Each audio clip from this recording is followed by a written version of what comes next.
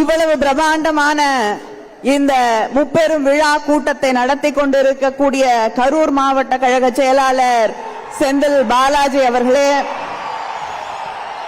அமைச்சர் பெருமக்களே, நாடாளுமன்ற உறுப்பினர்களே, சட்டமன்ற உறுப்பினர்களே, மாவட்ட கழகத்தின் செயலாளர்களே, நகர கழக கிளைக்கழக செயலாளர்களே, திராவிட முன்னேற்ற கழகத்தின் அத்தனை பகுதிகளிலிருந்தும் தமிழ்நாட்டிலிருந்து பல்வேறு பகுதிகளிலிருந்து இந்த நிகழ்ச்சியிலே கலந்து கொண்டிருக்கக்கூடிய சகோதர சகோதரிகளே, தலைவர் கலைஞரின் உடன்பிறப்புகளே,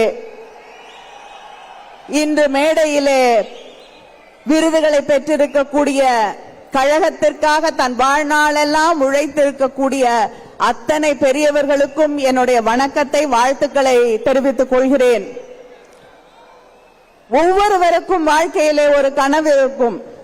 எனக்கு இருக்கக்கூடிய ஒரே கனவு, அது தலைவர் கலைஞர் அவர்கள் பெற்ற அதே விருதை, பெரியார் விருதை இன்று பெற்றிருக்கிறேன். அதை நிறைவேற்றி தந்திருக்கக்கூடிய என்னுடைய முதலமைச்சர், கழகத்தின் தலைவர் அண்ணன் தளபதி அவர்களுக்கு என்னுடைய நன்றியை தெரிவித்துக் கொள்கிறேன்.